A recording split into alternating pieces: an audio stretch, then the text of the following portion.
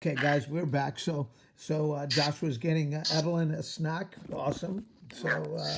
That's that's good. So, Josh, you were finishing up. I think your thoughts were about what PE should be about. So yes, so connecting it to I work with adults, and in a way, I am doing physical education with adults.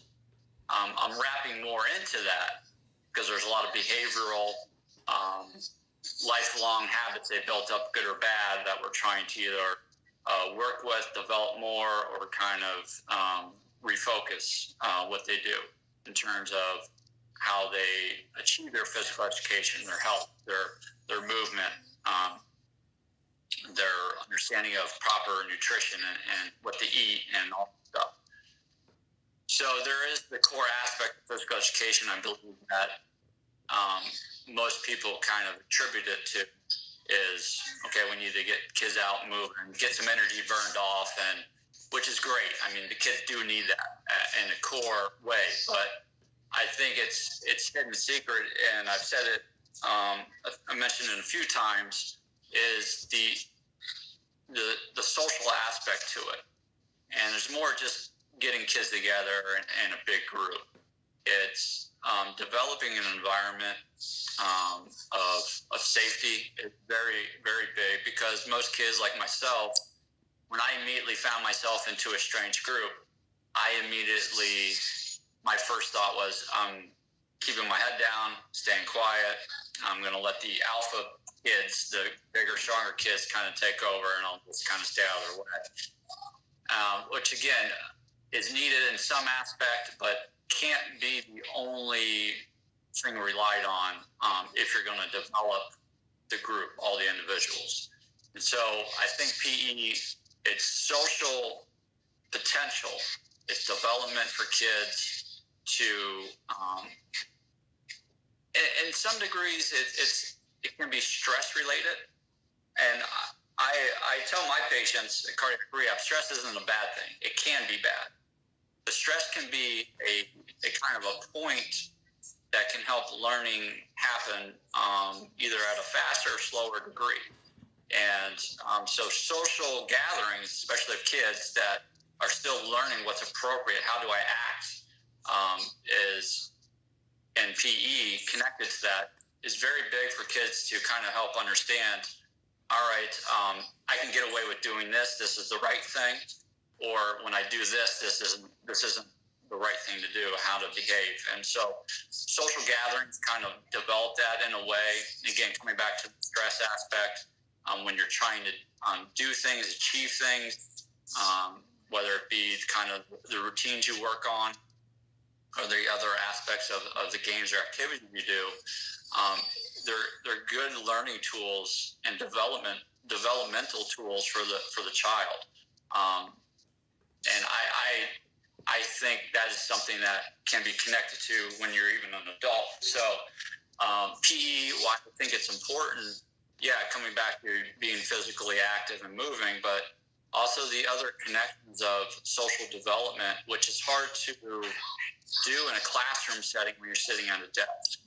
All that stuff's important: math, science, language arts, writing skills, reading. All that's very important, but it's hard to develop these social skills because you're really doing it in an artificial way in the classroom. So the PE activities and environment allows that to be more open, and allows those developmental skills socially to evolve. And again, in a good stress, because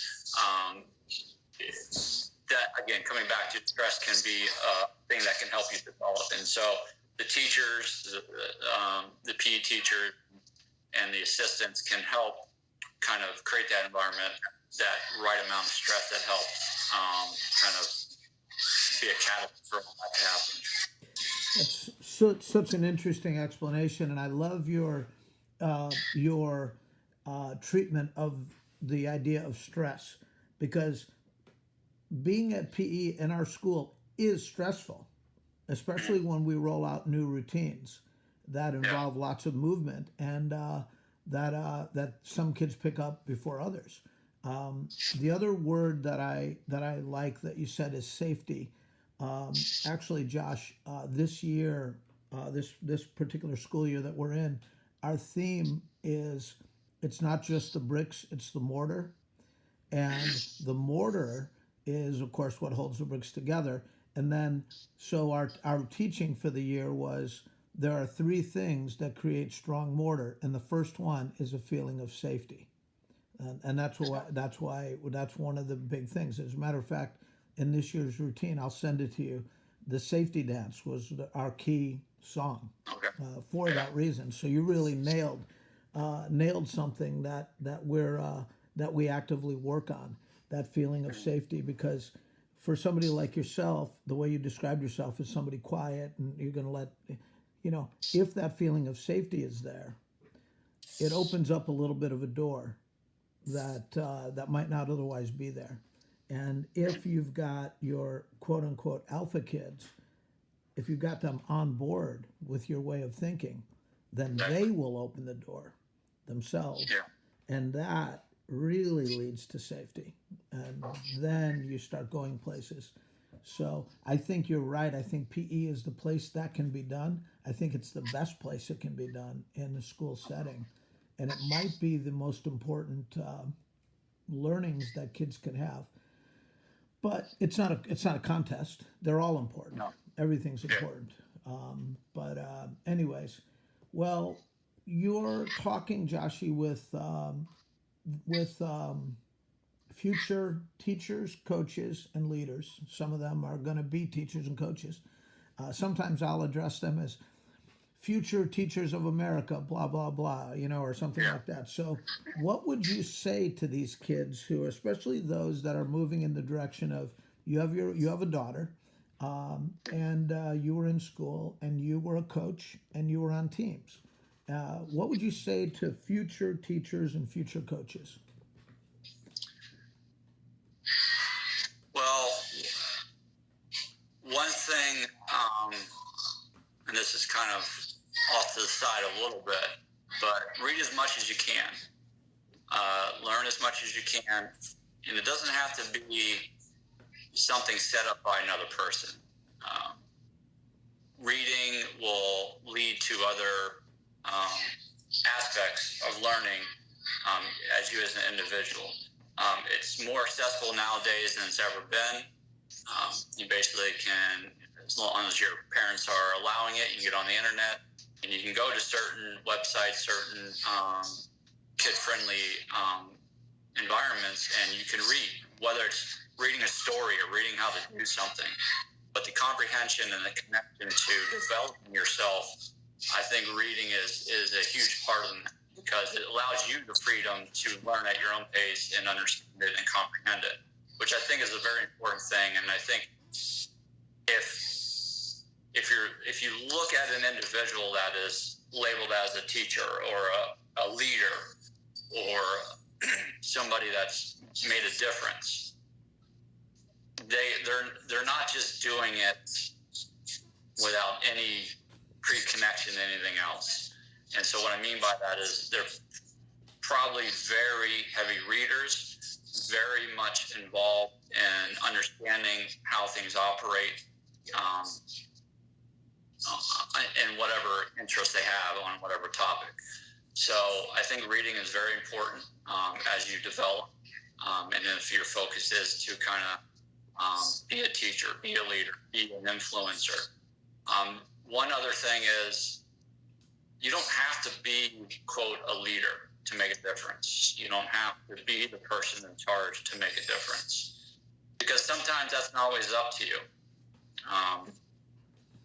You can be fortunate enough if that's what you want to be and you're in the position to be a leader, to be someone in charge. But sometimes that's not the case, especially when you're first starting out and learning and you being younger.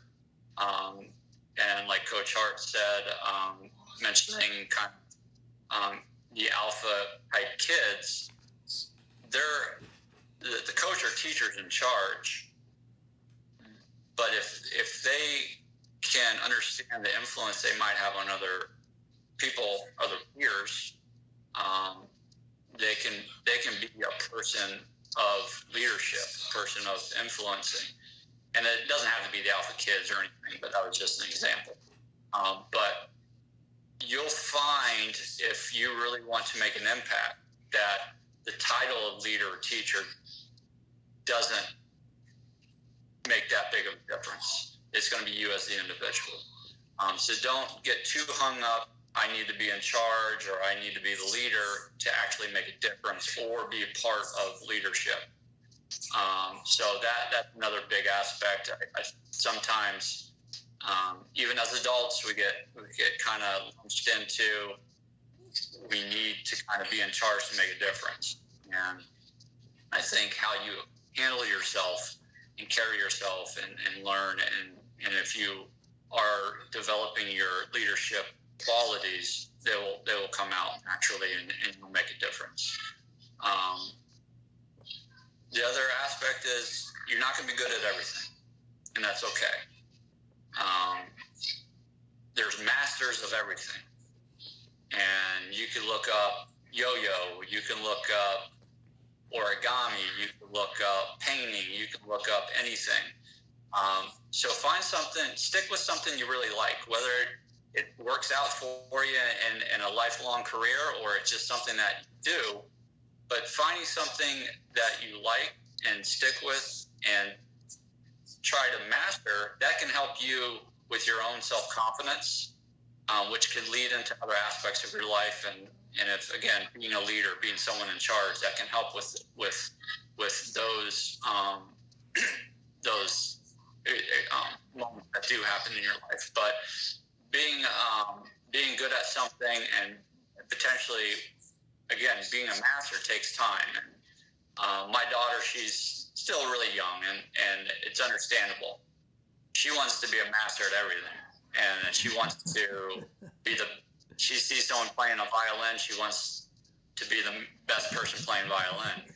So as you grow up, the understanding of the hard work that goes into it, and it may not go right away, but if you stick with something you really enjoy and really care about, and have the patience to grow with it, there will come a time where all that effort you put in will come out. And so being patient is a very important aspect of, I think, of, again, someone who wants to be a leader or wants to be an influencer.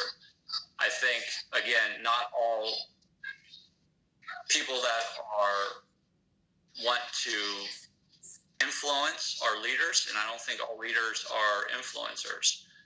I think, again, sometimes we get too hung up on titles, but just, again, coming back to reading, working on yourself, and understanding that you can make a difference from any position that you're in life, and it doesn't have to be at the top.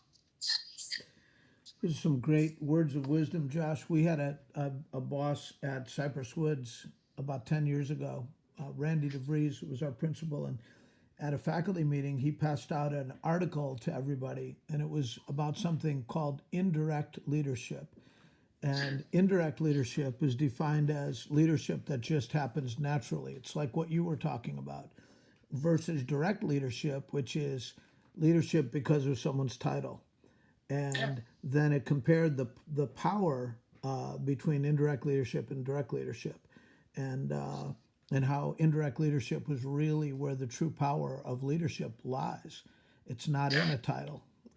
It's in just the way you carry yourself, like you said, the things you stand for, the consistency of your behavior from day to day, week to week, year to year, the way you respect people or don't, things like that. And anybody can be an indirect leader. Anybody, any person. So, well, Josh, it's been great speaking with you. I really appreciate you taking the time to talk to a bunch of kids that you've never met before. Oh, thanks for having me. I appreciate it. And so we'll follow your daughter's progress at Oldsmar Elementary. Now it's interesting because she's in the same program that we're in. You know, we're at Cypress Woods Elementary, Oldsmar Elementary. So maybe we'll find ways to work with the Oldsmar PE staff. One of the things that we're doing, Josh, I know you'll find this interesting, is we've begun to make connections around the world, and we're working with different schools in different parts of the world. And it's easy to do things over Skype. And Yeah. so, if we can go all the way to England or Australia to connect with a PE teacher, we could go over to Ultimar to do it. It's not that far away. So maybe that's in our future, maybe it's not. But let's keep that door open, okay? Sure. Great. To tell your family, tell your wife and your mom and dad and your everybody that we said hi, and thanks for being with us today, Josh. No problem, Coach. Thank you.